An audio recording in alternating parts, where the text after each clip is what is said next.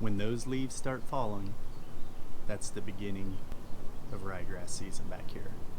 Hey guys, welcome back to the channel. It's the middle of September, and I'm starting to get my thoughts together about my winter ryegrass overseeding project. So I thought I would share a few tips of what I think about whenever I approach this, and maybe that'll help you with your winter ryegrass overseeding project if you're considering it for the first time, or if you're wanting to change things up a little bit. So let's get started.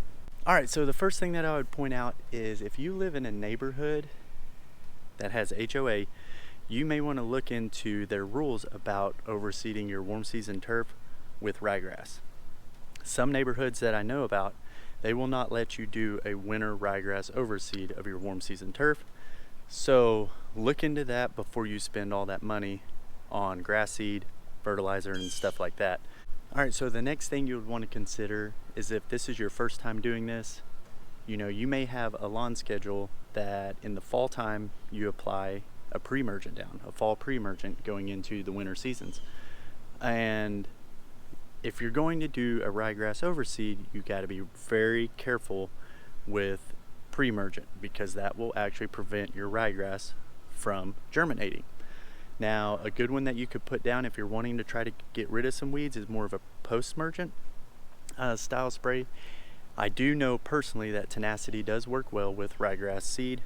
So in the fall, if I do have some weeds that I want to get rid of, I do use tenacity to do that, so I don't take a chance of my ryegrass not germinating. However, if you have Bermuda back here, that will actually bleach your Bermuda. So if your Bermuda is still a little bit green and you apply it, you will get bleached tipped Bermuda lawn. So be mindful of that. What type of grass are you going to be overseeding? Now here's a little study from Clemson University, or a little bit or something like that. It just tells you that you should really only overseed with ryegrass, overseed a Bermuda lawn. You should not do St. Augustine, Centipede, Zoysia, for the characteristics of the lawn. Also, I do know specifically with my St. Augustine's 3.5 to 4 inches tall. So if I start sowing seed on it, that seed may not actually reach the ground to make good ground contact to germinate. All right, moving on to longevity. How long do you want your ryegrass to be established in your lawn? So for me, this is my backyard, and I want my ryegrass season to be longer than my warm season turf. I know that sounds kind of weird, but hear me out. I'm in Texas. We're in this backyard. You don't see a pool back here. It gets hot in the summertime. However, we come out and play late summer, fall, winter, spring, early summer, pretty much until it gets really hot and the dog days of summer catch in. Now, during those times of summer, that's peak Bermuda season. I do a lot of work back here to get the Bermuda lawn looking great, and we don't even use it. I mow it, get it looking great, and I go right back inside and we go off and do something else. Whereas in the fall and winter, we, when the temperatures are a lot more mild, we'll be back here playing ball, just doing all sorts of stuff, grilling out, and just enjoying this backyard a lot more.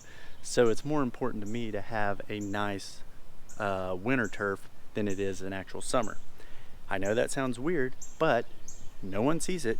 You can't see this backyard from the road.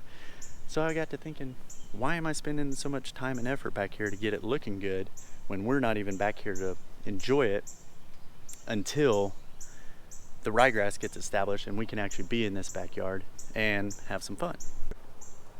I plan on getting this ryegrass established, start working on it around mid-October, all right? As I said at the beginning of the video, that bur oak, once it starts dropping its leaves, that's a good telltale sign for me that it's time to start getting the seed on the ground. Now I want it to go all the way up until summer and let the summer heat transition it back to Bermuda on its own. I'm not going to spray it out this year with MSM turf. However, if you're doing this in the front yard, I would highly suggest spraying that out early spring around March 1st. For me, because that transition period is not pretty. It does not look good when it transitions from ryegrass to Bermuda. I'll show a few pictures of my experience with it, but absolutely horrible looking compared to if you just spray it out and then allow the Bermuda to wake up in the springtime when it's supposed to. You'll have a much better lawn season if the warm season turf is your primary goal. For me in the backyard, it's not, so just wanted to reiterate that, why I don't do it. Now that leads me on to what type of ryegrass should I use. Now, the first year I did Stover's Grand Slam perennial ryegrass, beautiful stuff, very expensive.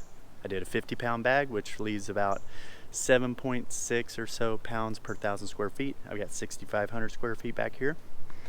That did great. Had just a few bare spots here and there, but it did just fine. It was a lot of fun, really pretty to look at. Last year, I did Pennington's annual ryegrass, okay? Significantly cheaper, 50-pound bag as well. Still about 7.6 pounds per 1,000 application rate. And it did great too. I had more bare spots with that one than I did the Stover's, but there was also a significant price difference in the two. Also, one's perennial, one's annual. The perennial is much prettier than the annual. It was a darker green. The annual was a lighter lime colored green, but it still did just fine. Still had a green lawn, still able to play on and enjoy it.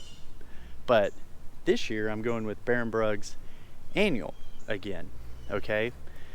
I was gonna go perennial, but I read this annual, Baron Brug's annual ryegrass. It's called Pantera 5.